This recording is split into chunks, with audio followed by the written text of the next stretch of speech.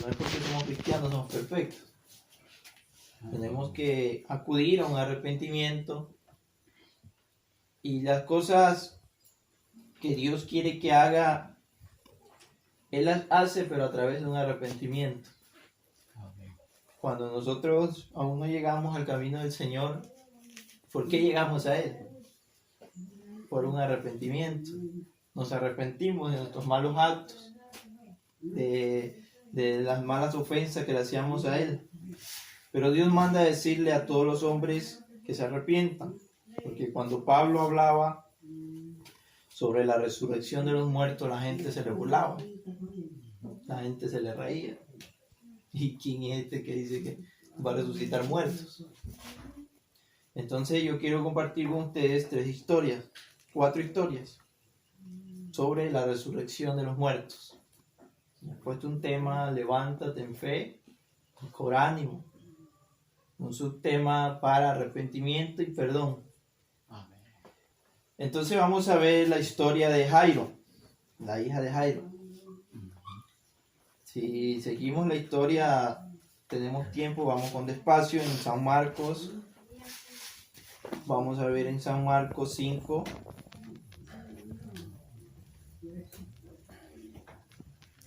San Marcos 5, 22.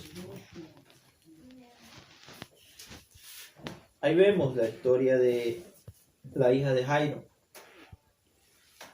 en la cual dice: y vino uno de los principales de la sinagoga llamado Jairo, y luego que le vio se postró a sus pies y le rogaba mucho, diciendo: mi hija está agonizando, ven y pon las manos sobre ella para que sea salva y vivirá. Entonces, mientras él aún hablaba, vinieron a la casa del principal de la sinagoga diciendo: tu hija ha muerto. Mientras él buscaba ayuda, acudía a un socorro, muchos llegaron a él y: tu hija ya murió. Y era verdad, ya había muerto. Pero habían otros que decían que él, aunque él rogaba, que quería que salven a su hija, que la revivieran, habían unos mensajeros que venían a él y también nos habían llegado, a nosotros también nos saben llegar: y ya no molestes más al maestro. A veces nosotros cometemos un error. Digamos, yo en la vida cristiana cometo un error, cometo un pecado, y que yo vaya a humillarme a Dios, que me perdone, y lleguen esos mensajeros y digan: ya no moleste más al maestro, déjelo tranquilo, usted ya hizo lo que hizo, él no va a hacer nada. Y esos mensajeros le llegaban a Jairo: ya tu hija está muerta, ya no molestes más al maestro, ¿por qué sigues insistiendo? Entonces vemos que Jairo no obedeció. El Señor escuchó y dice que la gente se le burlaba. Y le llegaban mensajeros diciendo: no molestes al maestro, él está ocupado, tu hija ya está muerta. Entonces sí hay gente que a nosotros a veces también se nos burla cuando hablamos de esto. Hay por ahí alguien enfermo y decimos: no, nosotros vamos y oramos y verás que ella mañana camina. Hay alguien así, verás que nosotros vamos y nosotros tenemos esa fe, ¿no? Ese como que sentimos ese poder y nosotros vamos de ese enfermo y lo vamos a levantar. Y así pasa, y a veces la gente no cree, dice: no, es por tal cosa, y no cree. Entonces así mismo se le burlaban, porque hay gente que, digamos, aquí es diferente, digamos, estar en el templo, hay gente o en campañas que pasaba y se burlaban: ahí están los borregos, ahí están los que le quitan el dinero a la gente, ahí están, ahí los tienen hipnotizados. Eso hemos escuchado. Pero nosotros sabemos que aquí no estamos hipnotizados. Aquí todo lo hacemos con voluntad, todo lo hacemos con entrega, todo lo hacemos con amor. ¿Por qué? Porque Él nos dio mucho. Él nos dio mucho. Y así se le burlaban, más Él echándolos fuera todos, tomó al padre y a la madre de la niña y a los que estaban con Él y entró donde estaba la niña. Y tomando la mano de la niña le dijo Talita Kumi, que traducido es: niña, a ti te digo, levántate. Levántate. Levántate en fe y cobra ánimo. La niña ya había muerto. Y el que le dio vida fue Jesús. Y nosotros éramos muertos. Y quien nos dio vida fue Jesús. Amén, amén, gloria a Dios. Él es el único que nos dio vida. Pero yo quiero presentar otra historia de alguien que ya había muerto, pero ya lo llevaban camino al cementerio. Vamos a verlo en Lucas. En San Lucas 7:11.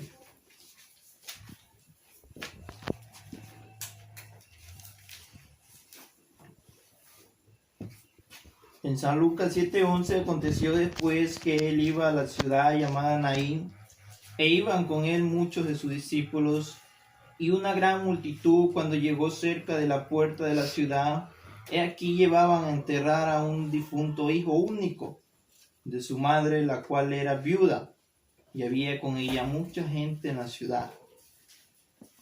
Jesús resucita al hijo de la viuda de Naín. Iban camino al cementerio, a una sepultura.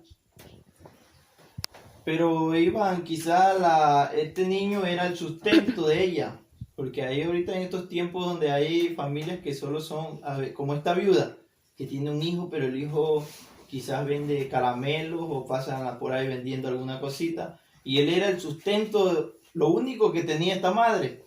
Sí. Y quizás iba desconsolada, iban todos vestidos de lutos y uno le hacían reverencia. Pero cuando usted ha visto que hay un difunto y vamos, nadie puede parar un sepelio, nadie puede decir: ¡hey, alto, por aquí no pueden pasar! Le hacen reverencia. Si tiene un gorro, se quitan el sombrero, le hacen reverencia. Pero aquí en esta historia vemos que mientras ellos iban con una turba de muerte, allá venía una turba de vida. Amén. Porque ahí venía el dueño de la vida. Amén, amén. Gloria a Dios. Y él paró ahí donde iban ellos al cementerio ya a sepultarlo. Entonces nadie puede hacer eso. Él tenía autoridad para hacer eso, porque aquí que alguien pare un sepelio así, se le van encima o hacen relajo, pero nadie. Él llegó y le dijo: mujer, no llores. Tu hijo va a vivir. Tu hijo va a sobrevivir. Entonces, viendo a esta mujer desconsolada, era lo único que tenía. Era lo único, el único sustento, su único hijo. Quedaba totalmente sola. Pero dice que cuando el Señor la vio, se compadeció de ella, así como se compadeció de nosotros. Amén. Él se compadeció de nosotros y le dijo a ella: no llores. Y acercándose tocó el féretro, y los que lo llevaban se detuvieron, y dijo: joven, a ti te digo, levántate. Él dijo: levántate. La autoridad que tiene Jesús. Nosotros caemos enfermos y Él nos dice: levántate. Levántate en fe y cobra ánimo. Levantémonos en fe y cobremos ánimo. Amén. Las cosas que nos pasan aquí en la tierra no son cosas que nos van a durar toda la vida. Son cosas que van a pasar. Y esta epidemia no es cosa que va a durar toda la vida. O sea, que unos 3, 4 meses y luego desaparece. Pero ¿para qué el Señor hace esto? Para acudir a un arrepentimiento y un perdón. Porque Él es la única solución, Él es el que da vida. Amén. Él le dio vida al hijo de la viuda, pero quiero presentar otra historia de alguien que ya lo habían sepultado. La hija de Jairo había muerto. El hijo de la viuda de Naín iba camino al cementerio. Pero hay otro que ya lo habían sepultado, que es Lázaro. Vemos en San Juan 11,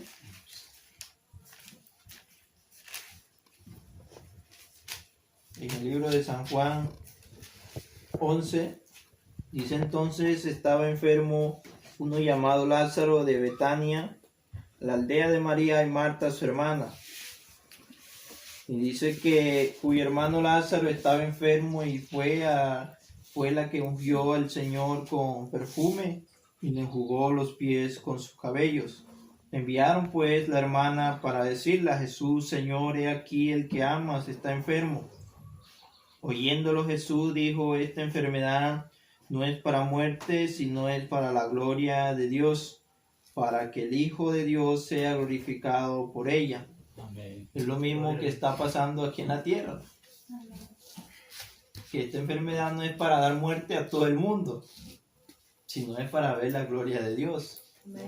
Y es para ver a un pueblo diferente. Después que termine esto, ver una iglesia diferente. No ser lo mismo de antes, sino ver un pueblo diferente.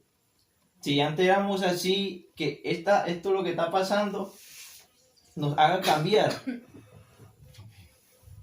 Si éramos antes corajientos y todas estas cosas, es para que nosotros estas cosas nos hagan cambiar. ¿Y cómo lo hacemos? A través de reunirnos, de estar en comunidad. Porque esto no se había visto en altares familiares. Hoy todos los que creen en Dios tienen su altar familiar. Y hay familias que tienen solo un cristiano. Y el resto solo son inconversos. Pero ellos ahí están con su altar familiar. Porque es el momento de preparar a todos. Hijos, esposos, todo es el momento de prepararnos juntos, en familia. Como le decía anterior, de que no es justo que solo los que estemos en la iglesia y adoremos al Dios verdadero nos vayamos, sino que sean todas vuestras familias, todos, estar juntos, así como lo estamos haciendo un culto hoy, aunque no estamos todos, pero yo creo que allá en sus hogares también están haciendo ellos sus altares familiares, porque ellos fueron criados con un principio, fueron criados en familias cristianas, entonces llevan sembrado esa palabra. Amén.